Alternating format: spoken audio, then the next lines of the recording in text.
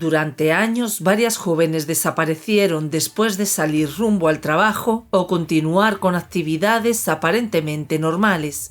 Eran mujeres jóvenes, vulnerables, con rutinas sencillas y vidas que parecían no llamar la atención de nadie, hasta que terminaron convertidas en víctimas de una violencia brutal.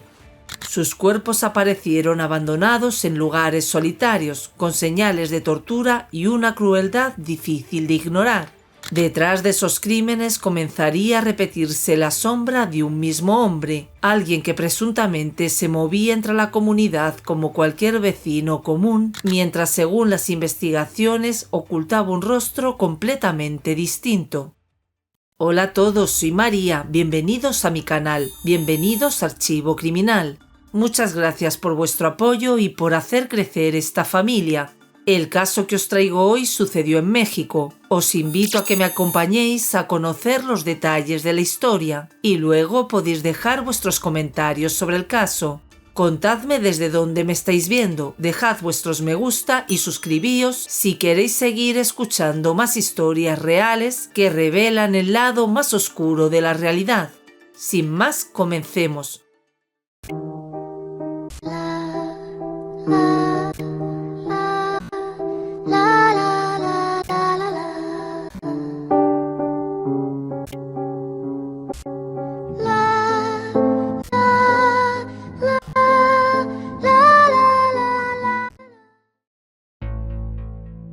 El caso de Lev Nikolin.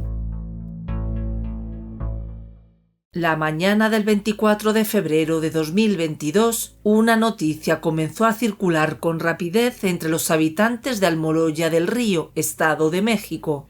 En un basurero cercano al municipio había sido localizado el cuerpo de una mujer joven dentro de bolsas de basura. El cadáver estaba maniatado y presentaba visibles signos de violencia, por lo que desde el primer momento las autoridades sospecharon que se trataba de un homicidio. Elementos de la Fiscalía General de Justicia del Estado de México acudieron al lugar para acordonar la zona y comenzar las diligencias. Los restos fueron trasladados al servicio médico forense mientras intentaba establecer la identidad de la víctima. Aunque oficialmente el cuerpo ingresó como no identificado, las características físicas coincidían con las de una joven que llevaba desaparecida desde hacía 2 días, Lev Nikolin, que para ese momento tenía 18 años. La noticia golpeó de inmediato a su madre Rosa María Martínez y al resto de la familia. Durante horas se habían aferrado a la esperanza de encontrarla con vida, pero cuando fueron llamados para acudir a la morgue, el miedo comenzó a transformarse en una dolorosa certeza. Finalmente, tras observar el cuerpo, confirmaron que la víctima era Levni. Aquello destruyó por completo a sus seres queridos, quienes jamás imaginaron que la búsqueda terminaría de esa manera. Poco después, Rosa María relató ante los medios locales el estado en el que encontró a su hija. Explicó que presentaba golpes en distintas partes del cuerpo, heridas en los pies y múltiples lesiones visibles en el rostro y las manos. También señaló que, según lo que le informaron, todo apuntaba a que Levni había sido atacada en otro sitio y posteriormente abandonada en el basurero donde fue localizada. Desde ese instante, el caso dejó de ser únicamente una desaparición y se convirtió en una investigación por feminicidio que conmocionó a la comunidad. Mientras las autoridades iniciaban las primeras indagatorias, la familia apenas comenzaba a enfrentar el impacto de una tragedia que cambiaría sus vidas para siempre. Mientras las autoridades intentaban descubrir quién le había arrebatado la vida y por qué terminó abandonándola en un basurero, la comunidad comenzó a conocer la historia detrás de la joven que había conmocionado al Estado de México. Levni Neftalí Colín Martínez nació en 2004 en México y creció en Almoloya del Río junto a sus hermanos, Montserrat y otro cuyo nombre nunca fue revelado públicamente. Su madre, Rosa María Martínez Segura, siempre la describió como una muchacha alegre, responsable y muy amorosa con su familia. Aunque atravesaban dificultades económicas constantes, en casa existía una relación muy cercana entre todos, marcada por el apoyo mutuo y la confianza. Desde muy joven, Lefni entendió que debía esforzarse para ayudar en el hogar. Apenas tuvo edad suficiente, comenzó a trabajar para colaborar con los gastos familiares y al mismo tiempo ahorrar dinero para continuar estudiando. Para ella, la educación representaba la posibilidad de construir un futuro diferente y alcanzar una estabilidad que su familia nunca había tenido. Uno de sus mayores sueños era estudiar Derecho y convertirse en abogada. Estaba convencida de que esa profesión le permitiría abrirse camino y darle una mejor vida a su madre. Sin embargo, también conservaba ilusiones propias de una joven de su edad.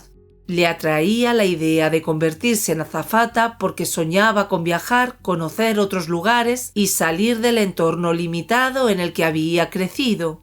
Decía que imaginar un futuro distinto era lo que le daba fuerzas para seguir trabajando y esforzándose todos los días. Quienes la conocían aseguraban que era madura para su edad, aunque también ingenua y soñadora. No era una joven problemática ni acostumbraba a desaparecer sin avisar. El 22 de febrero de 2022 había comenzado como cualquier otro día para Lefni.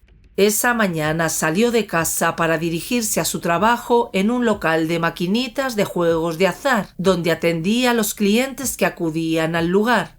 Antes de irse, comentó en casa que más tarde pasaría a recoger un pedido de ropa que había comprado por internet, algo que su madre recordaría después con dolor, porque era una muestra de la confianza con la que ambas compartían cada detalle de su rutina. Sin embargo, las horas empezaron a transcurrir y Lefni no regresó a casa. Al principio Rosa María pensó que quizás se había retrasado, pero conforme cayó la noche, la preocupación comenzó a transformarse en angustia. La joven no respondía mensajes ni llamadas, algo completamente fuera de lo habitual en ella. La familia pasó la noche entera esperando noticias, sin lograr dormir.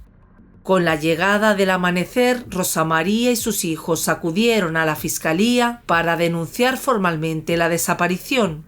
Las autoridades activaron la alerta Odisea y el protocolo Alba, mecanismos utilizados en México para la búsqueda urgente de mujeres desaparecidas. Aún así, desde el primer contacto con los funcionarios, la familia sintió que no recibía el apoyo que esperaba. Según relató después la madre de Lefni, uno de los funcionarios insinuó que probablemente la joven se había marchado por voluntad propia y que seguramente regresaría sola en poco tiempo. Incluso llegó a sugerir que tal vez estaba con un novio o en algún bar. Aquellas declaraciones causaron indignación y dolor en Rosa María, quien sintió que las autoridades minimizaban la desaparición de su hija en lugar de entender la gravedad de la situación. Ante esa sensación de abandono, la familia decidió impulsar la búsqueda por su cuenta. Amigos, vecinos y conocidos comenzaron a compartir fotografías de Lefni en redes sociales y a recorrer distintas zonas para tratar de localizarla. También contactaron a la mujer que vendería la ropa que la joven iba a recoger aquella tarde, quien confirmó que Lefni nunca llegó al encuentro. Mientras pasaban las horas sin respuestas, la incertidumbre crecía cada vez más. Nadie imaginaba todavía que para entonces la tragedia ya se había consumado. La confirmación de la muerte de Lefni provocó una profunda conmoción en Almoloya del Río y en otros municipios cercanos. La indignación creció rápidamente, no solo por la brutalidad del crimen, sino también por la percepción de que las autoridades no habían reaccionado con la urgencia necesaria cuando la familia denunció su desaparición. Desde los días posteriores al hallazgo, familiares, amigos y organizaciones feministas comenzaron a exigir públicamente justicia. Las redes sociales se llenaron de mensajes con fotografías de Lefni y llamadas para que el caso no quedara impune. La historia de la joven estudiante se convirtió en un símbolo más de la violencia que enfrentaban muchas mujeres en el Estado de México. Rosa María continuó hablando ante medios locales y regionales, relatando el sufrimiento que atravesaba la familia y cuestionando la manera en que algunos funcionarios habían tratado la desaparición de su hija desde el inicio. Para ella resultaba imposible olvidar las insinuaciones de que Lefni probablemente se había ido por voluntad propia, mientras en realidad estaba siendo víctima de un crimen brutal. 2 días después del hallazgo del cuerpo, familiares y amigos le dieron el último adiós a Lefni. El funeral estuvo marcado por el dolor, pero también por la rabia y la exigencia de justicia. Durante el cortejo fúnebre, decenas de personas acompañaron a la familia sosteniendo pancartas con frases como «Ni una más» y «Justicia para Lefni». La despedida se transformó en una manifestación pública. Colectivos feministas y habitantes de la comunidad marcharon junto al féretro mientras exigían que la fiscalía identificara y capturara al responsable. Para muchos, el crimen reflejaba nuevamente la vulnerabilidad en la que vivían las mujeres y la impunidad que con frecuencia rodeaba estos casos. En medio del duelo, la familia intentaba mantenerse firme. Pero mientras despedían a Lefni, las autoridades apenas comenzaban a reunir las primeras piezas que podrían conducir hasta el responsable de su muerte.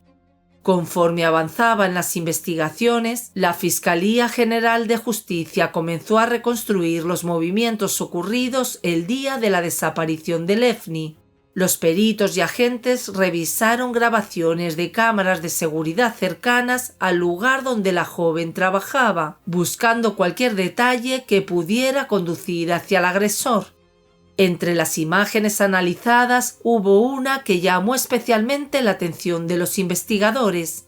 En los vídeos captados el 22 de febrero aparecía una camioneta Suburban blanca circulando varias veces por una zona ubicada a unas 2,5 cuadras del local de maquinitas donde Lefni atendía a los clientes.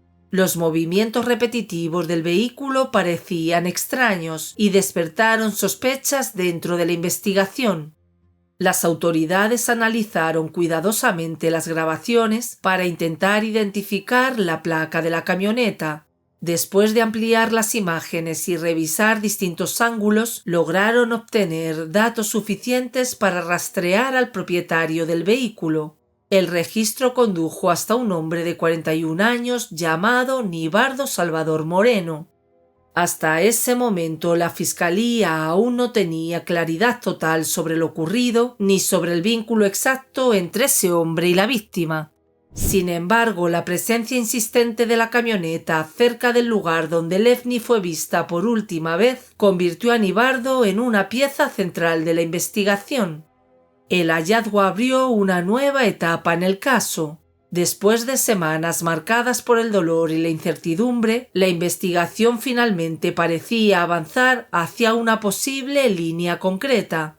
Cuando las autoridades mostraron a la familia de Lefni la imagen del hombre identificado como propietario de la camioneta blanca, ya habían transcurrido alrededor de 3 meses desde el hallazgo del cuerpo. Durante todo ese tiempo, los allegados de la joven habían vivido con frustración por la lentitud de la investigación y la falta de respuestas claras. Sin embargo, en cuanto Montserrat, la hermana de Lefni, vio el rostro de Nibardo, lo reconoció de inmediato. Se trataba de un hombre que había frecuentado durante mucho tiempo el puesto de frutas y verduras que la familia instaló afuera de su casa tras la crisis económica provocada por la pandemia de COVID-19. Aunque el negocio nació como una necesidad temporal, terminó convirtiéndose en una fuente importante de ingresos para el hogar. Montserrat recordó que Nibardo no solo acudía a comprar productos. Según contó después, tanto ella como otras personas cercanas habían notado la manera insistente y libidinosa en la que observaba a las hermanas.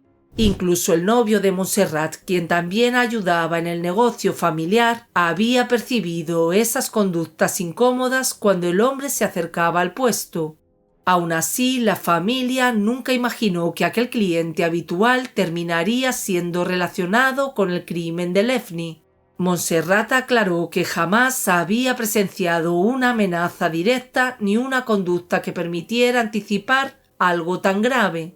Pero para los investigadores, el hecho de que Nibardo conociera a la familia y además hubiera sido captado rondando la zona donde desapareció la joven fortalecía cada vez más las sospechas en su contra. Antes de seguir, una pausa rápida. Si os gusta mi contenido, suscribíos y dejad vuestro me gusta. Me ayudáis mucho a seguir trayendo más historias como esta.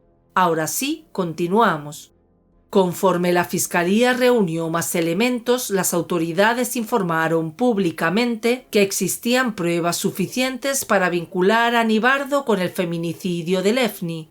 Poco después se emitió una orden de aprehensión en su contra. Aunque públicamente nunca se reveló exactamente de qué manera Lefni fue privada de la libertad ni qué ocurrió en los minutos posteriores, las autoridades concluyeron que había sido víctima de un ataque violento y que posteriormente su cuerpo fue trasladado hasta el basurero donde terminó abandonado. Las lesiones encontradas en el cadáver reforzaban esa hipótesis. La reconstrucción de los hechos permitió consolidar la línea de investigación contra Nibardo, pero mientras el caso avanzaba comenzó a salir a la luz un antecedente inquietante que hacía pensar que Lefni quizá no había sido la primera víctima relacionada con él. Mientras su rostro aparecía en medios de comunicación y redes sociales como principal sospechoso del feminicidio de Lefni, una mujer llamada Gumersinda Baltazar reconoció inmediatamente al hombre y sintió que una vieja herida volvía a abrirse. 12 años antes, Gumersinda había perdido a su hija Zaret Ramírez Baltazar en circunstancias muy similares. La joven fue privada de la existencia el 5 de febrero de 2011 en el poblado de San Pedro Atlapulco, municipio de Ocoyacac. Desde entonces su madre estaba convencida de que Nibardo había sido el responsable, pues durante 2 años había mantenido una relación sentimental con Zaret y según contó Gumersinda, la muchacha le confesó poco antes de morir que sufría comportamientos violentos por parte de él.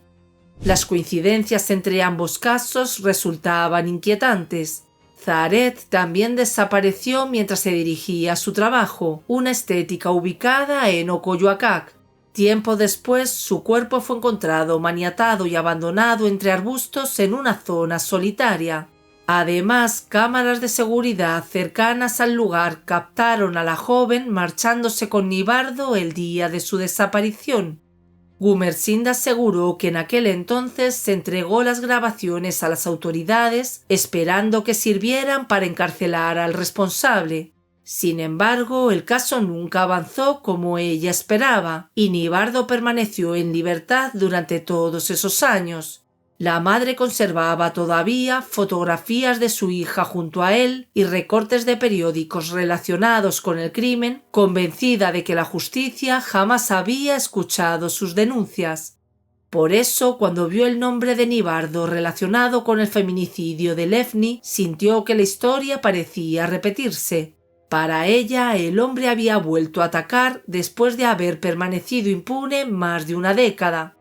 Las similitudes entre ambos casos comenzaron a generar aún más presión sobre las autoridades. Mientras la investigación por la muerte de Lefni avanzaba, también se reactivó el expediente relacionado con Zaret. La posibilidad de que existieran varias víctimas vinculadas al mismo hombre aumentó la indignación pública y convirtió el caso en un tema de gran atención dentro del Estado de México. El 4 de mayo de 2022, la Fiscalía informó que agentes de investigación habían capturado a Nibardo 2 días antes en un autolavado ubicado en el municipio de Tenango del Valle. Tras su detención, fue trasladado al Centro de Prevención y Readaptación Social de la región mientras avanzaba el proceso judicial en su contra. 5 días después, el juez lo vinculó a proceso por el feminicidio de Lefni y determinó que debía permanecer en prisión preventiva. También otorgó un plazo de 4 meses para el desarrollo complementario de la investigación. Para la familia de la joven, aquella noticia representó el primer avance importante después de meses marcados por el dolor y la incertidumbre. Sin embargo, el caso dio un nuevo giro apenas 2 semanas más tarde. La esposa de Nibardo, Vianney Estrella Laguna Texa, organizó junto a los abogados defensores una conferencia de prensa para denunciar públicamente presuntas irregularidades cometidas por la Fiscalía durante la investigación y la captura de su marido. Durante esa comparecencia, Vianney aseguró que Nibardo ya había sido detenido previamente el 18 de marzo sin una orden judicial. Según su relato, en aquella ocasión fue llevado ante las autoridades bajo acusaciones de intentar sobornar a policías para evitar ser arrestado. Ella negó esa versión y afirmó que estuvo presente cuando ocurrió la detención. La mujer también denunció que su esposo habría sido víctima de torturas mientras permaneció retenido. Señaló que supuestamente fue golpeado, asfixiado con una bolsa de plástico y sometido a descargas eléctricas con el objetivo de obligarlo a firmar declaraciones inculpatorias. Además, sostuvo que permaneció incomunicado y sin acceso a un abogado durante parte del proceso. Según la versión de la defensa, Nibardo fue liberado inicialmente por falta de pruebas, pero después volvió a ser detenido en mayo por hombres armados vestidos de civil. Vianney aseguró que la Fiscalía intentaba fabricar un culpable para responder a la presión social provocada por el crimen de Levni.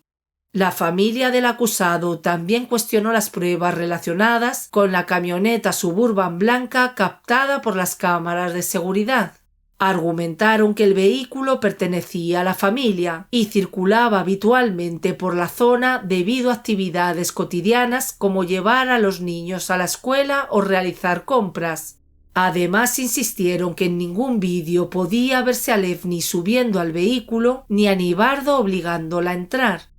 Los abogados defensores afirmaron igualmente que la investigación no había explorado otras posibles líneas y acusaron a la Fiscalía de intentar construir pruebas para satisfacer la indignación pública. Mientras tanto, familiares de Levni y colectivos feministas continuaron realizando protestas y manifestaciones frente a los juzgados de Tenango del Valle exigiendo que el caso no quedara impune. En medio de las versiones enfrentadas, el proceso judicial siguió avanzando, y aunque la defensa insistía en la inocencia de Nibardo, las autoridades mantenían la acusación en su contra mientras se acercaba el momento decisivo del juicio. Después de múltiples aplazamientos que generaron molestia entre familiares y activistas, el juicio contra Nibardo finalmente comenzó la tarde del 8 de noviembre de 2023 en los juzgados de Tenango del Valle. Desde horas antes, amigos de Levni, integrantes de colectivos feministas y habitantes de la comunidad se congregaron a las afueras del tribunal para exigir que el proceso se desarrollara sin más retrasos. La audiencia se extendió durante varias horas y concluyó alrededor de las 10 de la noche. Al finalizar, Rosa María Martínez confirmó públicamente que el tribunal había declarado culpable a Nibardo por el feminicidio de su hija. Aunque el fallo todavía no incluía la condena definitiva, para la familia representó un momento profundamente significativo después de casi 2 años de lucha, dolor y exigencias de justicia. Afuera de los juzgados, Rosa María pidió a las autoridades una sentencia ejemplar. La madre aseguró que el sufrimiento provocado por la muerte de Levni jamás desaparecería, pero insistió en que el responsable debía pasar el resto de su vida en prisión. También recordó públicamente las sospechas que relacionaban a Nibardo con otros crímenes y reclamó que esos casos no quedaran nuevamente en la impunidad. Finalmente, el 14 de noviembre de 2023, el juez dictó sentencia contra Nibardo Salvador Moreno.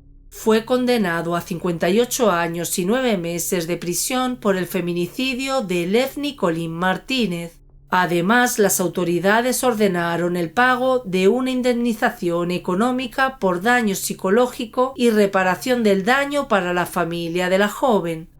Para Rosa María y sus seres queridos, la condena representó la certeza de que el hombre señalado como responsable no volvería a salir libre.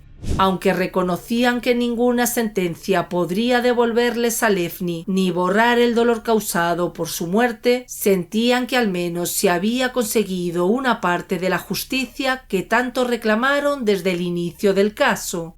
Sin embargo, mientras el proceso por Levni llegaba a una conclusión, otra familia seguía esperando respuestas. El caso de Zaret Ramírez Baltazar también había sido reactivado y para agosto de 2023 Nibardo ya había sido vinculado a proceso por ese crimen. Los allegados de la joven buscaban que el caso fuera juzgado como feminicidio para obtener una condena más severa. Con el paso del tiempo, la historia de Levni se convirtió en un símbolo de reclamo de justicia frente a la violencia contra las mujeres en México. Para su madre existía una idea imposible de ignorar. Si años atrás las autoridades hubieran actuado correctamente en el caso de Zaret, probablemente Levni seguiría viva y habría podido cumplir todos los sueños que alguna vez imaginó. La historia de Levni no solo expuso la brutalidad de un feminicidio que destruyó a una familia entera, también volvió a dejar en evidencia una realidad que se repite una y otra vez en México: familias obligadas a convertirse en investigadoras, autoridades que minimizan desapariciones en las primeras horas y sistemas de justicia que muchas veces reaccionan demasiado tarde. Porque mientras Rosa María buscaba desesperadamente a su hija, todavía había funcionarios insinuando que la joven seguramente volvería sola. Horas después, Levni estaba muerta. Pero quizá uno de los aspectos más perturbadores del caso fue descubrir que el principal sospechoso ya había sido señalado años antes por otro crimen con características muy similares. La sensación inevitable es que la tragedia de Levni pudo haberse evitado. Si las investigaciones del caso de Zaret hubieran avanzado correctamente en 2011, tal vez otra mujer no habría terminado muerta 11 años después. Y esa es una de las heridas más profundas que deja esta historia: la posibilidad de que la impunidad también mate. Aunque hubo una condena por el feminicidio de Levni, el dolor de su familia jamás desaparecerá. Tampoco desaparece la pregunta de cuántas víctimas más existen detrás de expedientes olvidados, investigaciones incompletas o decisiones negligentes. Casos como este no solo hablan de un agresor, sino de un sistema entero que muchas veces llega cuando ya es demasiado tarde. Y mientras eso siga ocurriendo, seguirá habiendo madres marchando con fotografías en las manos, exigiendo justicia que nunca debió tardar tanto. ¿Crees que la muerte de Levni pudo haberse evitado si el caso de Zaret hubiera sido resuelto años antes? ¿La justicia realmente está protegiendo a las mujeres o simplemente actúa después de que la tragedia ya ocurrió? Te leo en los comentarios. Yo soy María y esto fue Archivo Criminal. Si este caso te pareció importante, te invito a suscribirte, a dejarme tu me gusta y a contarme desde dónde me estás viendo. Recordar esta historia es nuestra forma de honrar su memoria y buscar entre todos un poco de justicia. Nos vemos en el próximo archivo. Saludos.